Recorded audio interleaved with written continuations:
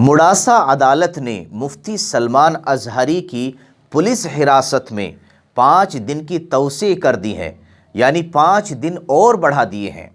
अगली समाअत, अगली सुनवाई जो होगी वो 17 फरवरी को होगी। आपकी जानकारी के लिए मैं आपको बता दूं कि मुफ्ती सलमान अजहरी एक इस्लामिक बड़े स्कॉलर हैं।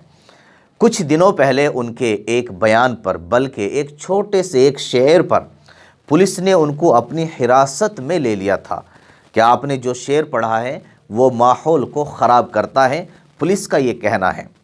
मुफ्ती सलमान अजहरी की सपोर्ट में करीब करीब सभी लोग, वो किसी भी मकतबे फ़िक्र से ताल्लुक़ रखते हों, सभी ने अपना इजहार ख़याल फरमाया और कहा है कि मुफ्ती सलमान अजहरी की स्पीच में, उनके इस शेर में कोई ऐसी चीज़ नहीं है जिससे हिंदुस्तान के हालात ख़राब होते हों। मुफ्ती सलमान अजहरी को मुंबई जूनागढ़ पुलिस ने हिरासत में लिया था और फिर कच्छ की पुलिस के हवाले कर दिया गया था और अब फ़िलहाल मुडासा में मुफ्ती सलमान अजहरी पुलिस की कस्टडी में हैं। उनके ट्विटर अकाउंट पर यह ख़बर शाये हुई है कि मुडासा पुलिस ने मुफ्ती सलमान साहब को अपनी कस्टडी में ले रखा है और इस कस्टडी में 5 दिन की तौसीअ कर दी गई है, यानी 5 दिन के बाद 17 फरवरी को फिर से सुनवाई होगी और इसके बाद में जो फ़ैसला होगा वो सामने आएगा। मुफ्ती सलमान पर लगातार FIR दर्ज कराई जा रही हैं, जिसकी वजह से ये मसला पेचीदा चला जा रहा है। कई सारी FIR मुफ्ती सलमान अजहरी के ऊपर दर्ज कराई जा चुकी हैं। कुछ लोगों का ये कहना है कि मुफ्ती सलमान अजहरी को इस मुसीबत में डालने वाले लोग ख़ुद मुसलमान ही हैं।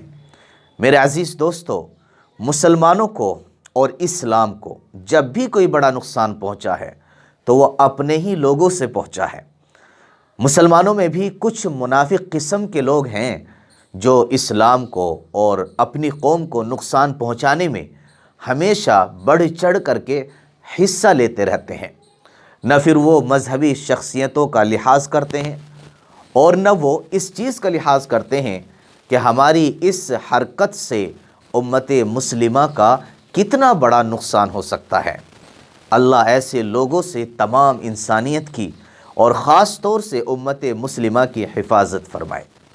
और ये भी बतलाया जा रहा है कि इस वक्त मुफ्ती सलमान अजहरी की तबीयत भी ख़राब हो रही है, जो कि पुलिस हिरासत में होने की वजह से मुफ्ती सलमान साहब का जो रोज़ाना का रूटीन था, खाने पीने का, सोने जागने का, वो दरहम भरम हो चुका है, जिसकी वजह से उनकी तबीयत पर बहुत ज़्यादा असर पड़ा है और जिसकी वजह से उनको अब चलने फिरने में दुश्वारी महसूस हो रही है।